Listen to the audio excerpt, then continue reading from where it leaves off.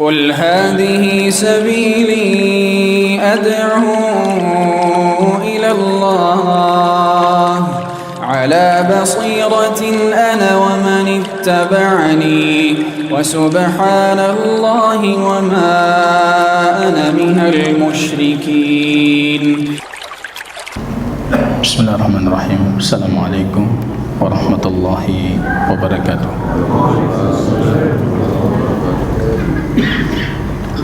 Alhamdulillah Rabbil Alamin, wassalatu wassalamu ala sayyidil mursalin imamil anbiya'i wassalihin wasyakirin, salawatullah wassalamuhu alaihi wa ala alihi wa ashabihi ajma'in. Ikhwatal iman, a'azani Allah wa iyyakum jami'an.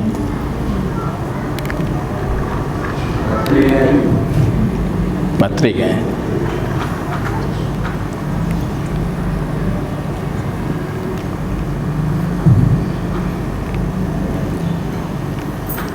Puji dan syukur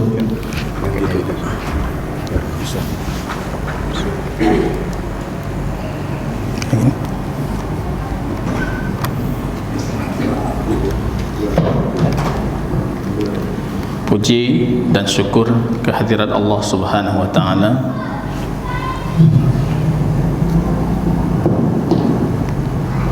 Salawat dan salam kita doakan kepada Allah agar tercurahkan kepada baginda Rasul Muhammad sallallahu alaihi wasallam. Kaum muslimin dan muslimat sidang jamaah salat maghrib yang diberkahi oleh Allah Subhanahu wa ta'ala,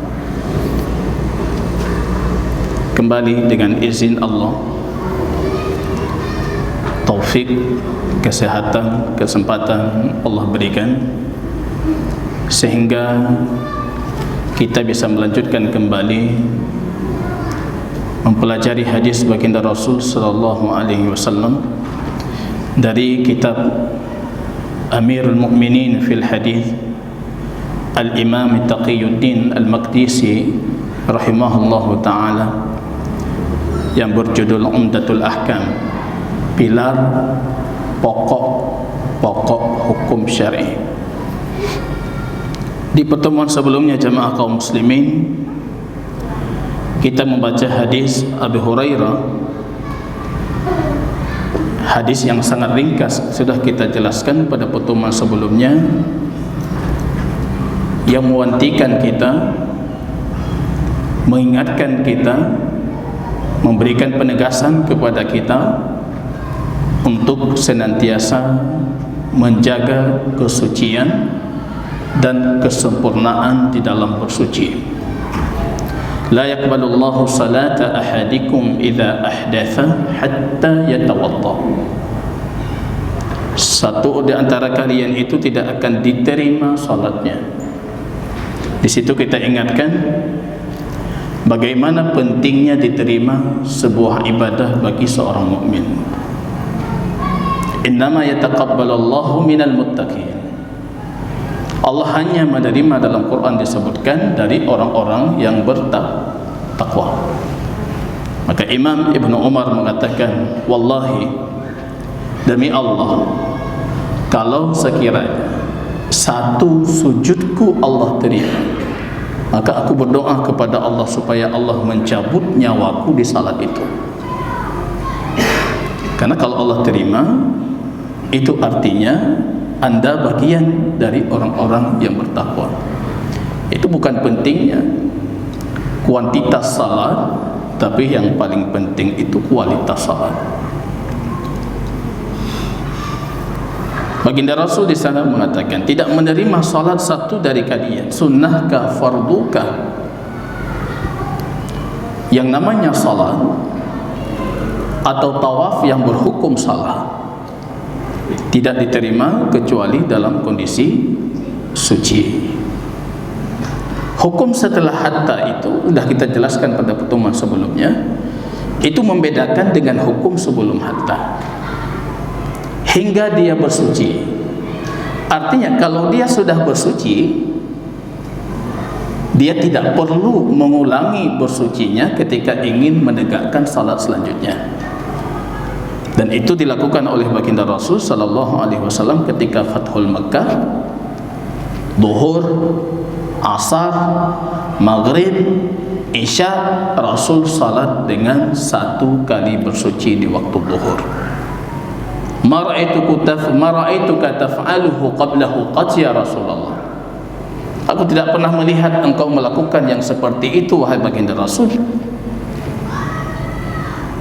Baginda Rasul mengatakan, sengaja aku melakukannya wahai Umar. Jadi setelah kajian kita kemarin, saya ditanyakan, bagaimana hukum tayamum Ustaz? Tayamum hadis baginda Rasul, as-sa'idu tayyib wudu'ul muslim illam yajidil ma'. Debu yang suci itulah wudu'nya seorang muslim kalau dia tidak punya air. Dalam satu riwayat ada tambahan, tapi riwayatnya lemah, walau asyara sinin, walaupun 10 tahun, tapi riwayatnya lemah. Kalau madhab mayoritas masyarakat kita Syafi'i, mereka dengan 1 tayamum cuma berlaku untuk 1 salat fardu dan boleh dilakukan salat sunnah sebelum atau setelahnya. Karena memang dalam masalah ini tidak ada hadis yang sahih, yang sarih, jelas, sahih dari baginda Rasul yang menunjukkan harus 1 salat fardu atau boleh beberapa salat. Sehingga ini masalah khilafiyah para ulama. Imam Syafi'i, Imam Malik itu tidak boleh kecuali 1 fardu saja. Imam Ahmad yang hari ini madhab Hambali yang diyakini mayoritas oleh kerajaan Saudi Arabia. Hanafiyah itu negara-negara yang ujung-ujung nama negaranya Tan, mayoritas mereka Hanafiyah. Bagi mereka itu sama seperti wudu. Dan kita tidak mendapati satupun riwayat yang sahih dan sarih, sahih jelas tentang masalah ini. Dan kita tahu madhab kita Syafi'iyah itu di antara asas madhabnya itu al-ihtiyat, memperlakukan cadangan, membuat cadangan. Naya pegah jid cuma sabuh salat, naya pegah jid beberapa salat. Cadangan paling aman ya 1 salat. Usahakan tayamum setiap anda salat. Karena kita punya asar dari Abdullah ibnu Umar, anak Umar ibnu Khattab. Beliau mengatakan cuma 1 salat. Itu sahih kata Imam Ibnu Hajar dan tidak diperselisihkan oleh seorang pun dari kalangan para sahabat. Jamaah kaum muslimin rahimani wa rahimakumullah. Kita bacakan hadis ketiga. Hadis ini kata Imam Taqiyuddin diriwayatkan oleh Abdullah ibnu Amr ibnu al-As. Kemarin kita jelaskan Abu Hurairah itu siapa. Orang mencari Abu Hurairah untuk menjatuhkan Abu Hurairah. Karena kalau Abu Hurairah itu jatuh, 5.000 hadis baginda Rasul jatuh. Kita tak punya hadis lagi. Kita jadi Quraniyun, orang-orang yang tidak mengimani hadis. Maka jaga Abu Hurairah itu. Bagaimana kita menjaganya? Dengan menghadiri kajian seperti ini. Sekarang kita punya sosok lain, Abdullah ibnu Amr ibnu al-As. Bapaknya itu Amr bin As. Kalau ditanyakan siapa orang Arab paling cerdas, yang paling cerah, Sukarame paling cerah, Anam saja atau mandum cerah. Nah, pilihan dua aja. Siapa paling cerdas? Cerdiknya orang Arab, Amr bin As. Nyaite. Maka Rasul khawatir sekali ketika diutus ke Raja Najasyi ketika hijrah para sahabat ke Habasyah. Amr bin As yang diutusnya kapal Amr bin As. Ketika masuk Islam lebih cerdas supaya menjadikan kecerdasannya untuk dakwah dan Islam.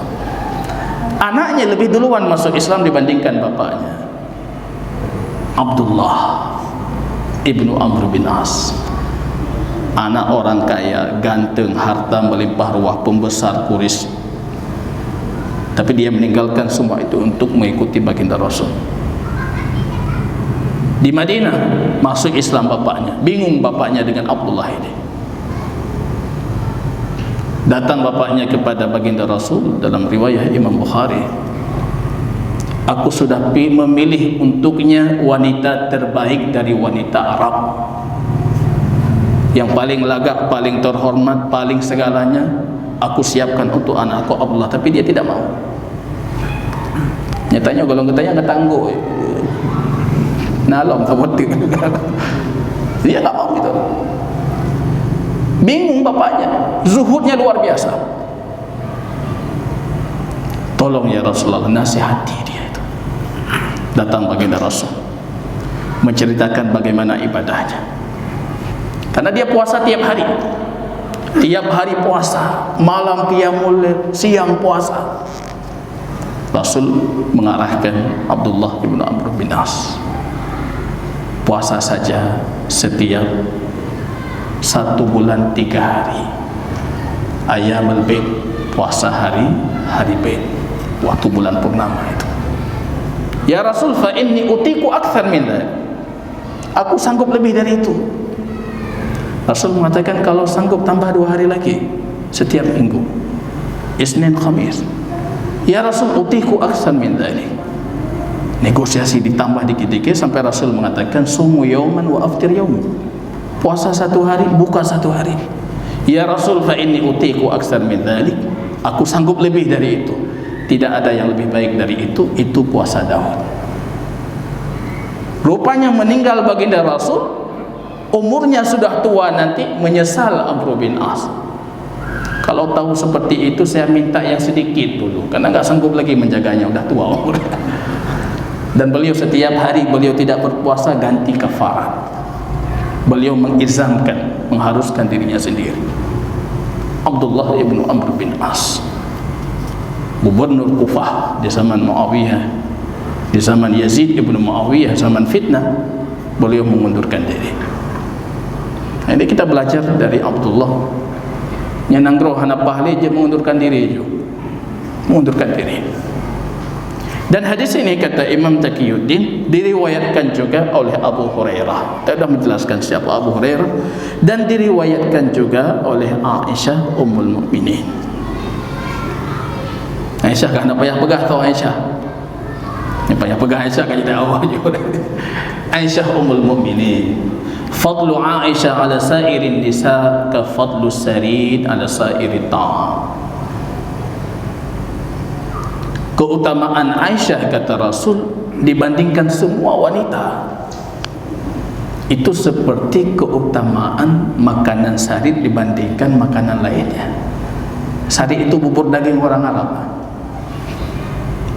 paling mewah, paling hebat, paling lezat, paling luar biasa itu. Rasul mengatakan keutamaan Aisyah dibandingkan yang lainnya itu seperti keutamaan bubur itu dibandingkan makanan lain. Kalau hadisnya itu yang khitab lawan bicara baginda Rasul, orang Aceh Raya, mungkin Rasul memberikan contoh kuah belamang. Seperti keutamaan kuah belamang dibandingkan kuah-kuah lainnya. Baginda Rasul sallallahu alaihi wasallam. Makanya para ulama kita ahlu sunnah selalu memperdebatkan siapa lebih baik, Aisyah atau Khadijah. Sama seperti kita hari ini Pak, siapa lebih baik, Soekarno atau Soeharto, SBY atau Pak Jokowi kalau sudah selesai nanti masa jabatannya. Tanya ubudnya, hana perleh tapi tak ubud. Hana perleh, mereka terbaik pada zamannya. Khadijah terbaik untuk zamannya, Aisyah terbaik untuk zamannya. Kalau tidak ada Aisyah, kita tidak punya 3.000 sekian hadis. Hadis-hadis tentang rumah tangga baginda Rasul yang Aisyah paling tahu dibandingkan orang lainnya. Itu bukan untuk kita perbandingkan. Semangat Ustaz Muhajir dengan Ustaz Fulan apa lain zaman dua aja. Semangat si Fulan itu enggak perlu itu. Itu ilmu memperbandingkan yang tidak perlu itu. Aisyah radhiyallahu taala anha, Siddiqah bintu Siddiq, yang terpercaya, anak yang terpercaya. Wafat baginda Rasul dalam pangkuannya Aisyah. Dalam lumung, dalam pangkuannya Aisyah. Maka orang Syiah itu bagaimana membenci Aisyah, benci sekali dengan Aisyah. Kita harus tahu motifnya. Hilang Aisyah 3.000 sekian hadis kita hilang. 3.000 sekian hadis, rusak syariah kita. Maka kita jaga, kita kawal ini. Kita jaga apa? Kita kasih nama putri kita Aisyah. Karena di sana tidak boleh nama Aisyah. Dalam hadis ini hadis sangat singkat, cuma 4 kata saja. Tapi para ulama muhaddisin yang membacakan hadis ini gemetar.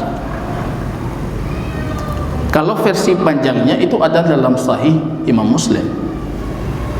Pulang baginda Rasul dari perjalanan Mekah ke Madinah.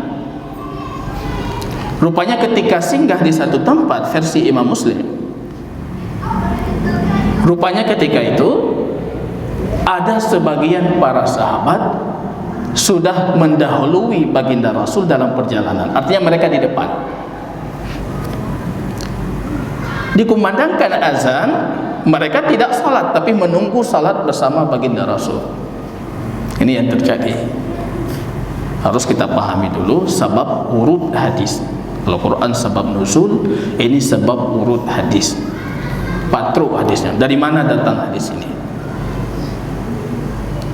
Jadi rupanya dalam perjalanan ada beberapa sahabat, memang tradisi Rasul.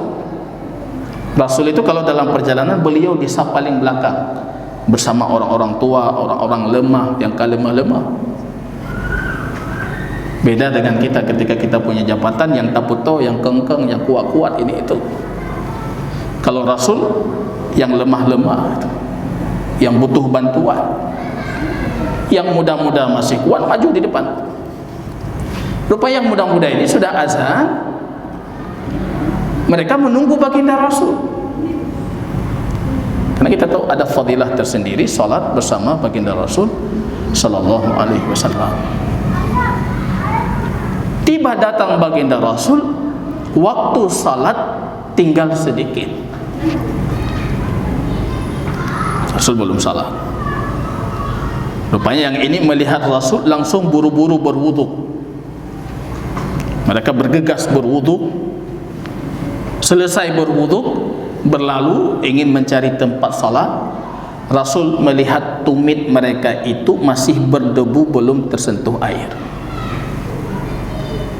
Tumit yang namanya perjalanan dalam gurun pasir, kalau belum tersentuh air itu langsung nampak itu tumitnya. Dalam riwayat Imam Muslim, wal aqabu taluh.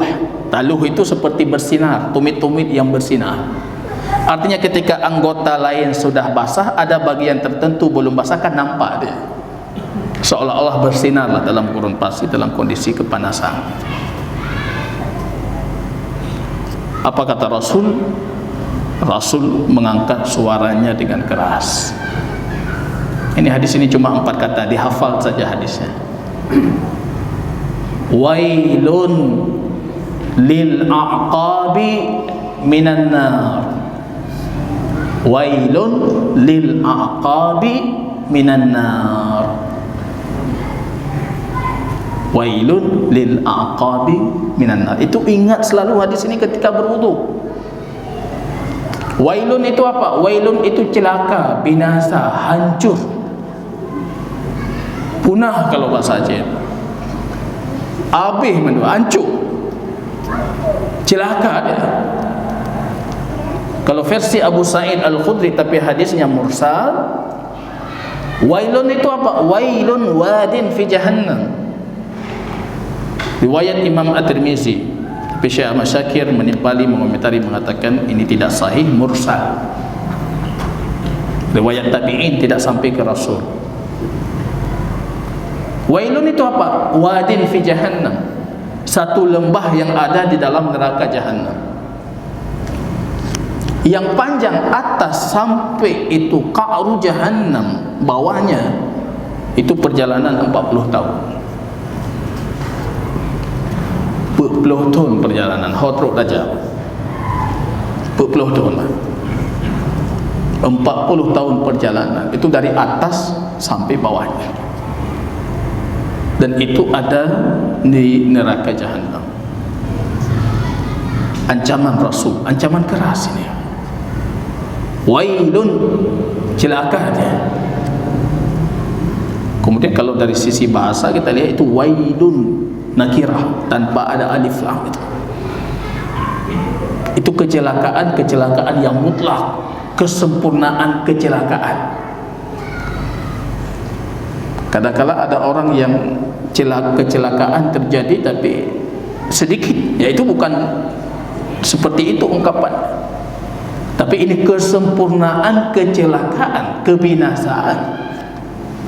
Untuk siapa? Al-aqabi, tumit-tumit itu celaka dengan apa? Minan nari, api neraka. Celaka tumit-tumit itu dari api neraka. Itu ketika wudu ingat hadis ini. Celaka rambut ini dari api neraka, celaka telinga ini dari api neraka, celaka tangan ini dari api neraka, celaka kaki ini kalau tidak kita sempurnakan wudunya. Nanti hadis ke-7, berarti 4 pertemuan selanjutnya kita belajar cara wudu baginda Rasul. Celaka, binasa. Tumit-tumit itu, tumit-tumit apa? Tumit-tumit itu yang nampak pada baginda Rasul itu. Bukan semua tumit. Yang menjaga tidak celaka. Tumit-tumit itu maksudnya tumit-tumit yang memang para sahabat tahu tumit yang mana itu.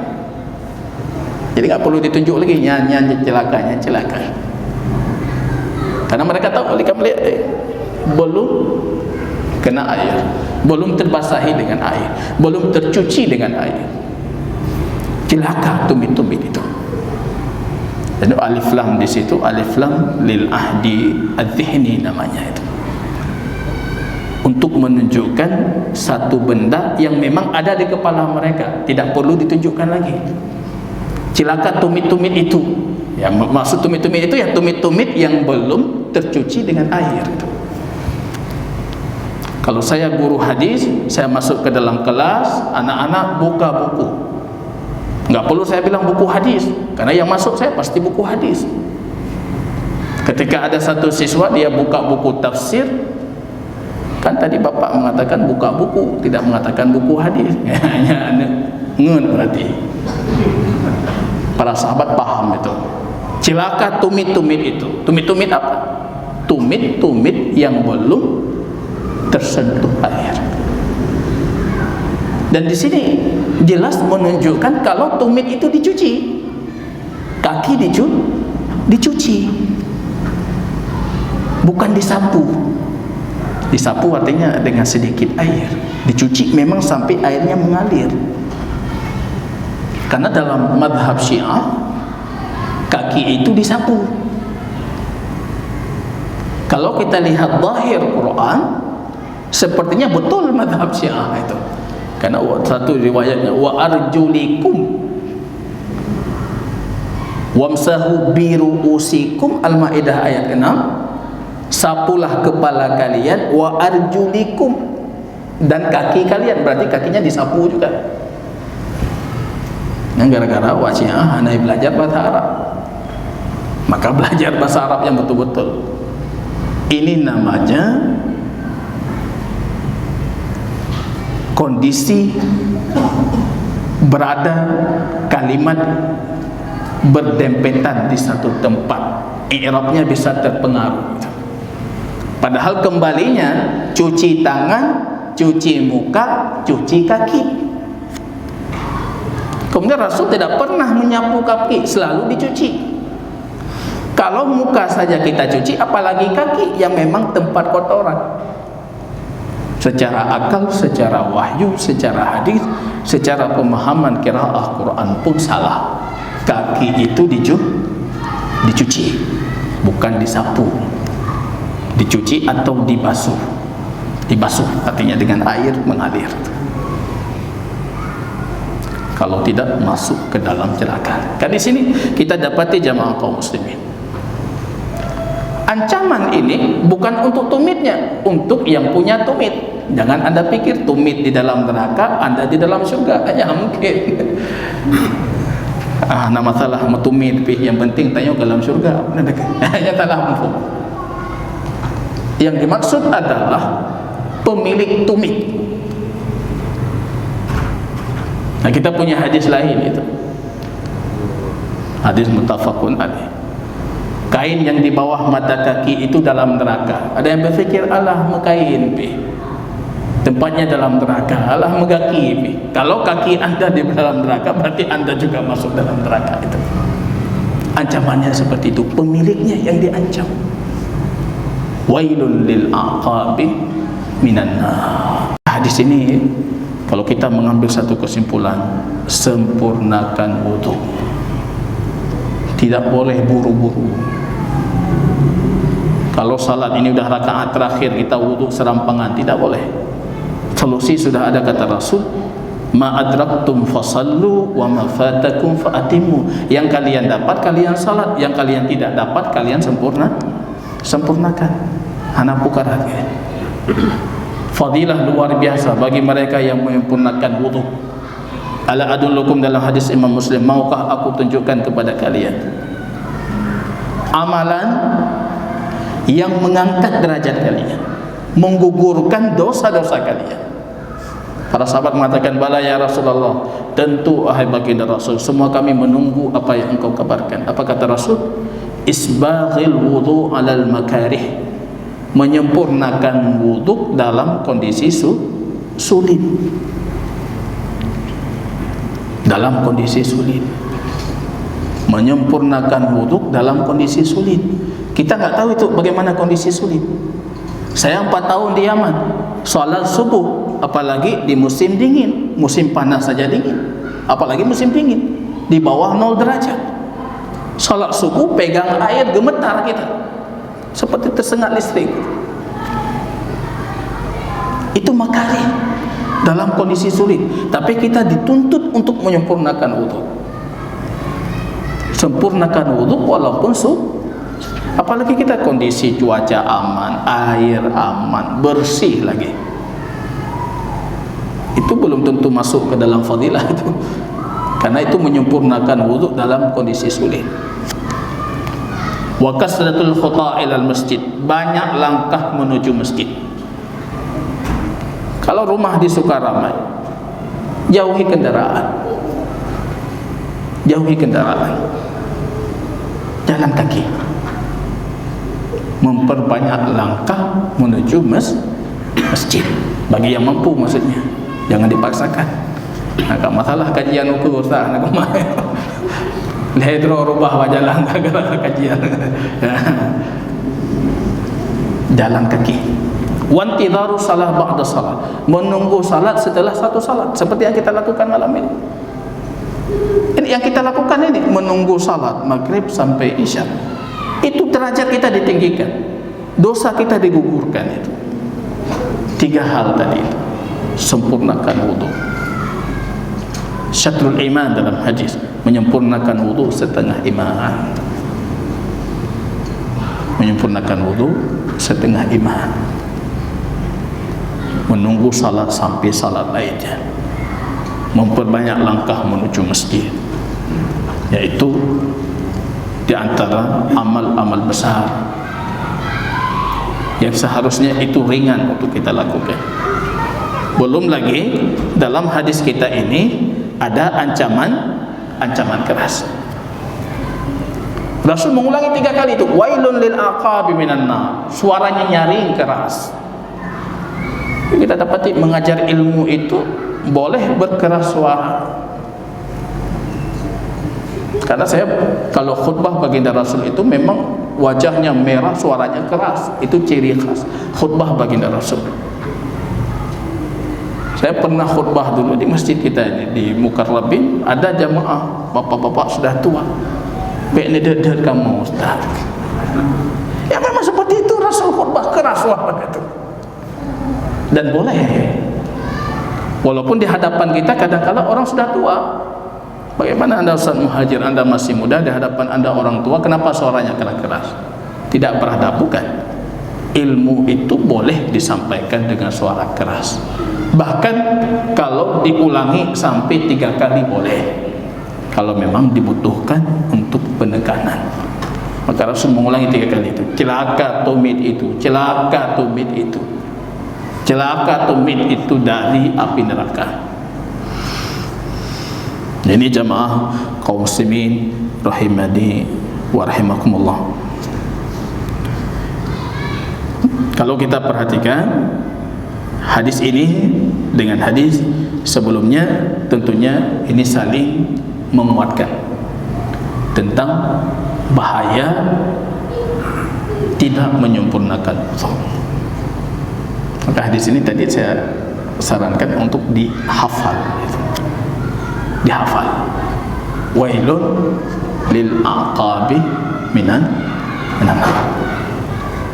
Wailun lil aqabi minan nar. Celaka bagi tumit-tumit itu dari api neraka. Ada yang sudah hafal? Nah, kalau ada yang sudah hafal, pertemuan ke depan saya bawa hadiah, tapi belum tahu kita ini apa hadiahnya. Nah, kita janjikan pertemuan ke depan saya hadiahkan buku lah, lebih tepatnya. Pertemuan ke depan buku saya sendiri saya hadiahkan bagi yang menghafal 3 kalimat tadi. Nggak ada generasi Imam Bukhari dah selesai. Imam Syafi'i 3 kekalan nggak hafal. Yang kekalan 2 on, 3 on payah tu, baik mandum terhafal. Belum, nggak ada satu pun. Nah, kalau ini memang alumni Sudan, pulang teman. Ini guru saya ini Ustaz Abu Dawud. Ini guru kami, beliau alumni Sudan. Yang lain. Ya alumni Pak. Alumni. Silakan. Wailun lil aqabi minan nar. Artinya Celakalah tumit-tumit itu dari api neraka. Masya Allah. Baik. Namanya siapa? Safir. Sakulah khair. Barakallahu fiik. Billahi darruh. Kalau ada yang mau kita diskusikan, kita persilakan.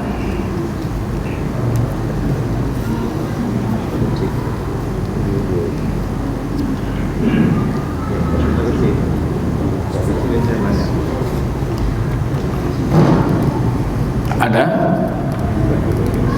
Silakan. Oh ini pertanyaan. Kita bagi buku madungkam. Kalau ni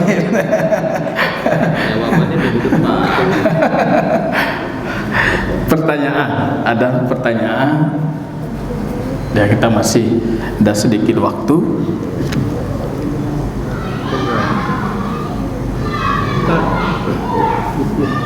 Silakan.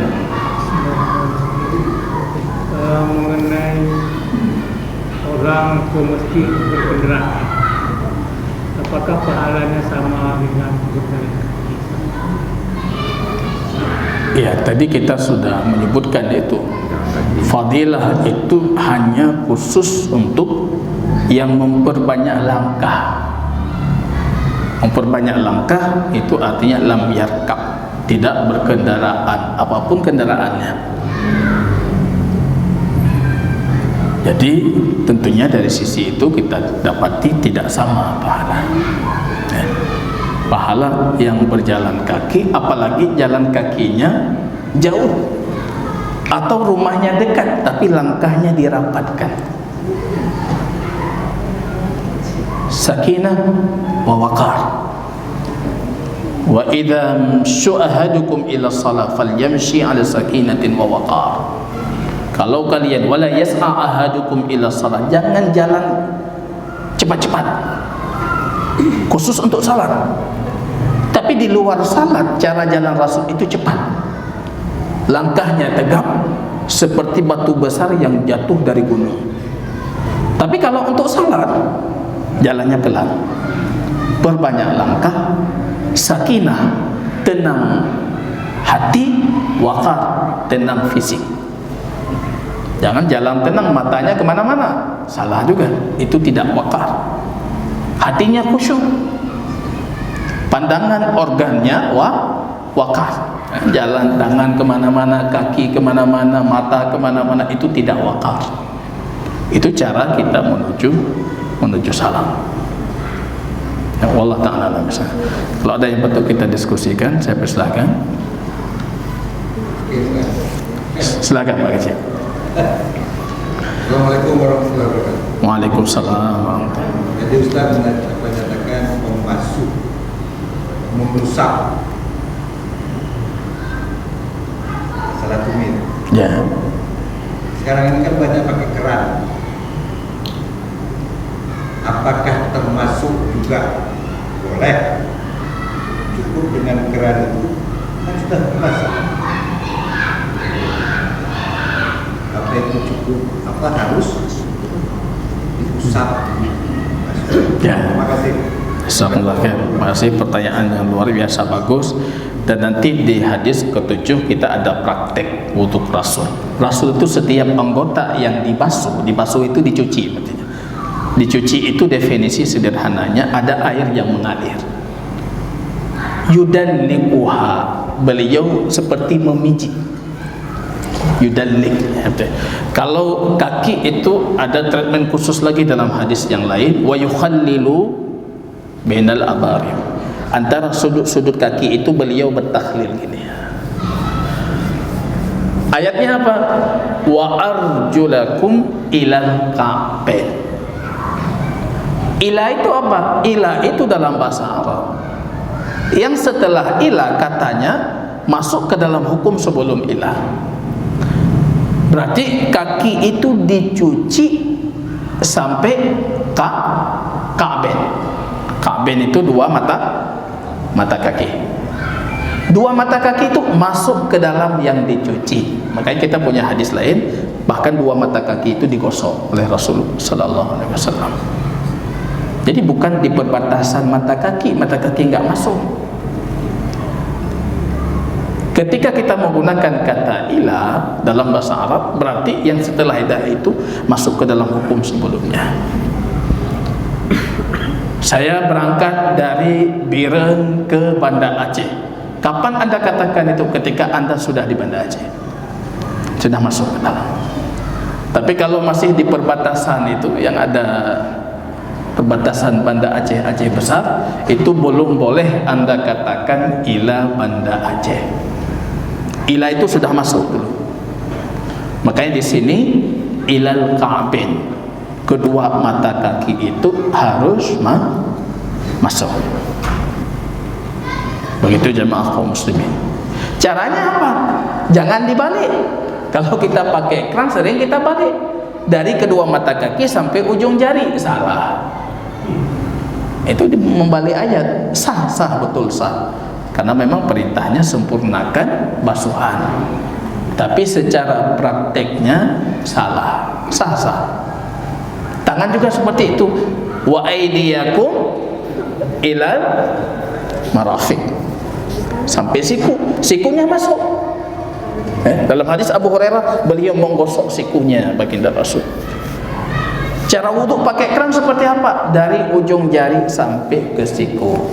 Jangan ditahan gini. Nah, dia sudah membalikkan ayat. Ayatnya kedua tangan kalian sampai sikunya digosok. Pastikan. Apalagi kita yang baju lengan panjang, lengannya sudah sempit, yang menapung karatnya. Nah, jadi dipastikan ini betul-betul sudah kita sempurnakan wudu. Kalau kadang-kala lupa, ingat hadis tadi, wailul lil aqabi minan nar, celaka, masuk neraka itu. Apa artinya kita salat masuk neraka? Yang salah yang masuk neraka. Nanti ada fadilahnya hari kiamat. Tablughu hilyatu ahadukum haitsu yablughuhul wudu. Perhiasan kalian di hari kiamat nanti itu sampai ke batas masuknya air wudu. Nanti kita ketika dibangkitkan di padang mahsyar, baginda Rasul langsung tahu umatnya itu. Kenapa beda umatnya? Umatnya itu punya putih dan punya perhiasan. Ghuran muhajjalin dalam hadis yang akan datang. Ghuran itu seperti unta hitam, punya putih di kepala, putih di ujung kaki-kakinya itu. Cantik. Itu kuda mahal. Dan besok di hari kiamat kita seperti wajah kita bercahaya, anggota wudu kita bercahaya, kemudian penuh dengan mahkota dan perhiasan. Imam Abu Hurairah yang kita kaji kemarin salah memahami hadis ini. Salah memahami. Beliau pikir kalau perhiasan sampai batas wudu, beliau cuci tangan sampai ini supaya perhiasannya makin panjang besok hari kiamat. Padahal maksud baginda Rasul itu sampai ke batas air wudhunya. Kalau anda mandi bukan perhiasan satu badan, karena nampuhi itu satu badan perhiasan juga adalah memang ada pada tempatnya itu. Ini jamaah kaum muslimin rahimani wa rahimakumullah. Barakallahu fikum. Subhanakallahumma bihamdika asyhadu an la ilaha illa anta astaghfiruka wa atubu ilaik. Assalamualaikum warahmatullahi wabarakatuh.